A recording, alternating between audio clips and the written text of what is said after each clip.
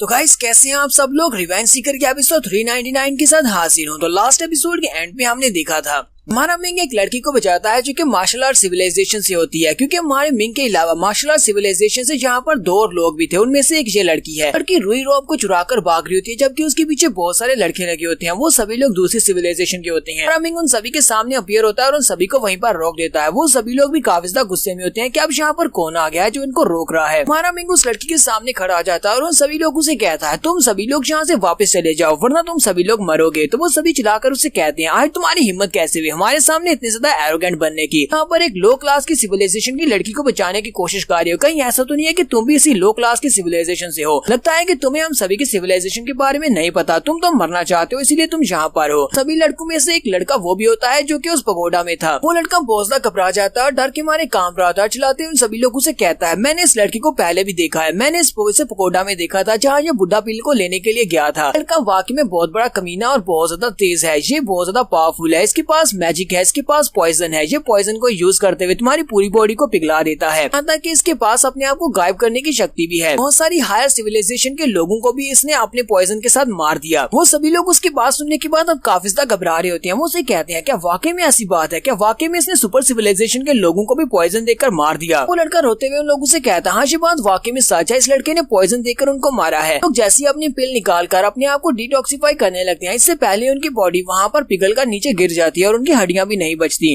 आगे से जोर जोर से हंसना शुरू कर देता है और उनसे कहता है अगर तुम्हें ये सब कुछ मेरे बारे में पता है कि मैं इतना बुरा हूँ, मैं पॉइजन को यूज करता हूँ, तो फिर तुम सभी लोग यहाँ पर कर क्या रहे हो। साथ ही हमारा मिंग अपने मुंह के अंदर से एनर्जी को उनकी तरफ फेंकता है। ये सिर्फ और सिर्फ हवा होती है जिसको उसने कलर दिया हुआ है। सभी लोगों को लगता है कि हमारा मिंग उनके ऊपर पॉइजन थूक रहा है। वो सभी लोग बड़ी स्पीड से वहाँ से भागना शुरू कर देते हैं और कहते हैं ये लड़का तो वाकई में बहुत ज्यादा बुरा है, यहाँ पर पॉइजन को यूज करने वाला है, चलो जल्दी से यहाँ से भागो। और साथ ही वो मिंग से कहते हैं दोबारा हमें किसी भी ट्रायल ग्राउंड के ऊपर दिखाई मत देना वरना अगली बार हम तुम्हें नहीं छोड़ेंगे। हमारा मिंग सोच रहा होता है ये सभी लोग तो यहाँ से डर कर भाग रहे, मैंने तो यहाँ पर सिर्फ और सिर्फ कैजुअल ब्रेथ का यूज किया था जिसको थोड़ा कलर दे दिया था और इन्हें लगा कि मैं पॉइजन को यूज कर रहा हूँ। लगता है कि मैं यहाँ पर अब काफी फेमस हो चुका हूँ। तो सभी के वहाँ से चले जाने के बाद वो लड़की मिंग से कहती है सीनियर ब्रदर तुम्हारा बहुत बहुत शुक्रिया जो तुमने यहाँ पर मेरी जान बचा ली। मुझे नहीं लगा था कि मैं यहाँ पर अपनी सिविलाइजेशन के किसी और डिसाइपल को देख पाऊंगी। क्या तुम मुझे बताओ कि तुम कौन सी फैक्शन से यहाँ पर आए हो, क्या तुम बताओ कि तुम कौन से कंट्री और कौन से सेक्टर से यहाँ पर हो। वहाँ पर अपनी जीवू जी की अपीयरेंस लेता है और उसे कहता है ये मेरी रियल अपीयरेंस है और मैंने फिलहाल में ही कीटियान सेक्टर को ज्वाइन किया है, मैं कीटियान सेक्टर का एक इनर डिसाइपल हूँ। तो उस लड़की से पूछता है अब तुम मुझे बताओ कि तुम कहाँ से हो। साथ ही मिंग सोच रहा होता है मुझे इतना तो पता है कि इस ट्रायल साइट के ऊपर मेरे अलावा मेरी मार्शल आर्ट सिविलाइजेशन से दो और लोगों को भेजा गया है। ये भी पता है कि उन दो में से शंघाई पैलेस से और दूसरा कीटियान सेक्टर से। अब मुझे ये नहीं पता कि इन दोनों में से कौन कीटियान सेक्टर से है। काश मेरा तुक्का यहाँ पर काम कर जाए और ये लड़की कीटियान सेक्टर से निकल आए। वो लड़की जैसे सुनती है कि हमारे मिंग ने कहा है कि वो कीटियान सेक्टर से है, वो कहती है ये तो बहुत ही अच्छी बात है, मेरा नाम मू वुशवांग है, मैं भी कीटियान सेक्टर से यहाँ पर आई हूँ। मिंग उसे कहता है ये तो वाकई में बहुत ज्यादा अच्छी बात है, ये बहुत बड़ी ब्लेसिंग की बात है कि मैं यहाँ पर अपनी ही एक फेलो डिसाइपल से मिल रहा हूँ। साथ ही मिंग सोच रहा था लगता है मेरा तुक्का ठीक जगह पर लगा है, लड़की भी कीटियान सेक्टर से ही है। अब मैं इससे काफी सारी इन्फॉर्मेशन निकलवा सकता हूँ, मुझे कीटियान सेक्टर के बारे में पता चल सकता है। वुशवांग उसे कहती है सीनियर ब्रदर क्या तुम मुझे बताओ कि तुम कौन से एल्डर के डिसाइपल हो, इस वक्त तुम कौन से हाल में स्टडी कर रहे हो। उसे कहता है मैंने अभी अभी तो कीटियान सेक्टर को ज्वाइन किया है और वहाँ पर कोई भी एल्डर मुझे अपना डिसाइपल बनाने को तैयार नहीं है। उन्हें लगता है कि मैं बहुत ही आम सा डिसाइपल हूँ, मेरे पास ज्यादा स्ट्रेंथ भी नहीं है। तो मुझे अपने बारे में बताओगी कि तुम्हारा मास्टर कौन है, तुम किसके अंडर स्टडी कर रही हो। वुशवांग उसे कहती है फिलहाल के लिए तो मेरे पास कोई भी एल्डर नहीं है, मैं किसी की भी स्टूडेंट नहीं हूँ।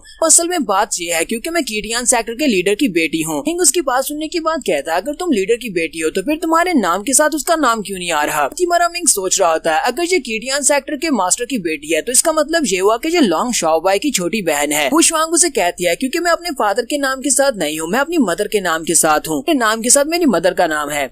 मिंग उसे कहता है अच्छा तो ऐसी बात है। आदि मिंग सोच रहा होता है और मुझे लगा था कि कीटियान सेक्टर का वो बंदा अपने उस बेटे को ढूंढ रहा है लॉन्ग शाओबाई को, मुझे क्या पता था कि इसकी और भी ज्यादा बीवियां और उसमें से बच्चे भी हैं। वुशवांग उसे कहती है इसी वजह से अब मुझे किसी एल्डर की जरूरत नहीं है कि वो मुझे पढ़ाए और ना ही किसी एल्डर को मुझे एक्सेप्ट करने की जरूरत है क्योंकि वो सभी लोग मुझे विलिंगली एक्सेप्ट करेंगे। तुम तो एक जीनियस हो, तुम्हें यहाँ पर ट्रायल ग्राउंड पर भेजा गया, इसका मतलब तुम एक बहुत बड़े जीनियस हो, कोई एल्डर तुम्हें लेने को तैयार क्यों नहीं है। लगता है वो एल्डर सभी बेवकूफ हैं।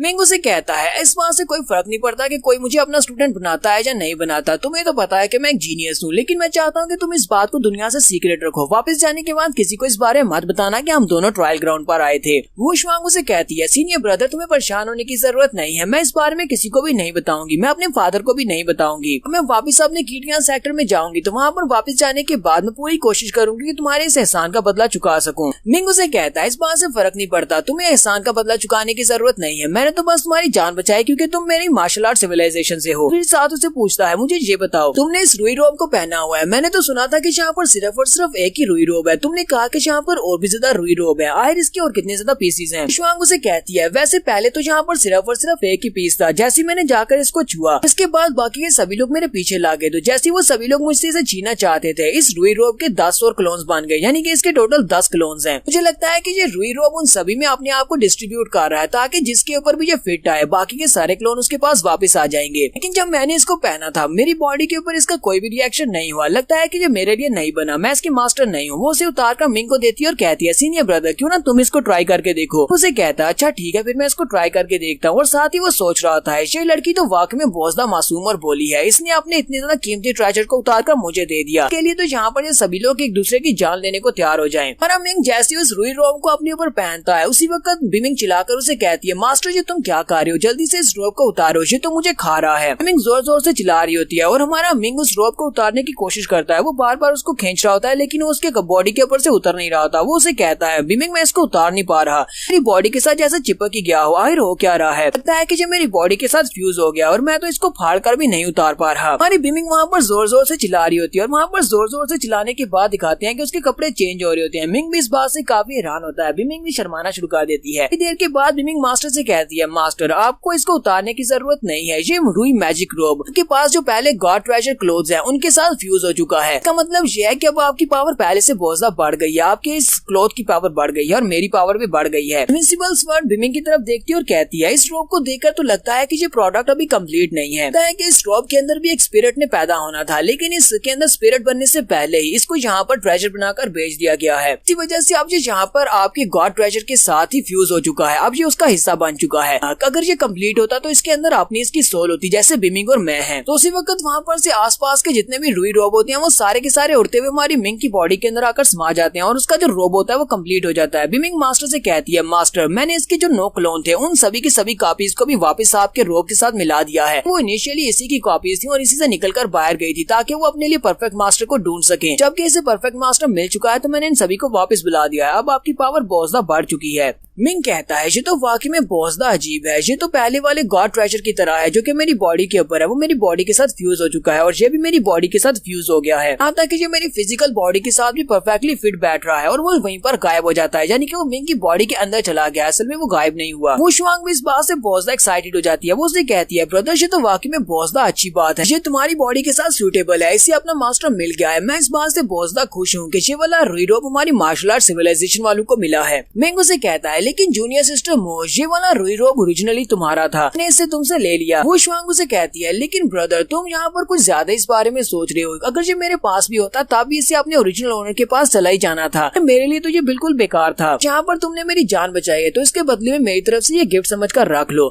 हमारा मिंग कुछ भी फ्री में नहीं लेता, हमारा मिंग अपनी उंगली को उसके माथे पे रखता है और साथ ही अपनी बुद्धा लाइट को उसके माथे के अंदर ट्रांसफर कर देता है और उसे कहता है मुझे यहाँ पर बुद्धा पेल मिली थी जिससे मुझे काफी सारी बुद्धा लाइट मिली है, उसमें से कुछ मैं तुम्हें दे देता हूँ इस रुई रोब के बदले में, इससे तुम्हें काफी ज्यादा फायदा होगा। दोनों भी यहीं पर खड़े होते हैं कि उसी वक्त वहाँ पर लाइट चमकती है जो कि टेलीपोर्टेशन अरे होती है, ये इनको इनकी दुनिया में वापस भेजने वाली है। कहता है लगता है कि यहाँ पर जितने भी ट्रेजर्स थे वो सारे के सारे ले लिए गए हैं, इसी वजह से अब ये ट्रायल ग्राउंड खत्म होने वाला है और सभी जीनियसेस को उनकी दुनिया में वापस भेज दिया जाएगा। वो शुआंग उसे कहती है गुड बाय ब्रदर, तुम्हारा बहुत बहुत शुक्रिया, तुमने यहाँ पर मेरी जान बचाई। जैसे हम लोग अपने कीडियान सेक्टर में वापस जाएंगे तुम मुझसे मिलने के लिए जरूर आना, मैं तुम्हें वू शुआंग पैलेस में मिलूंगी। इसी के साथ ही ये लोग वहाँ से गायब हो जाते हैं और अपनी अपनी दुनिया में चले जाते हैं और यहाँ पर हमारी एपिसोड 399 का एंड होता है। एपिसोड की एक्सप्लेनेशन अच्छी लगी हो तो कमेंट करके जरूर बताइएगा, चैनल को सब्सक्राइब कर दे, वीडियो को लाइक और शेयर कर दे। शुक्रिया।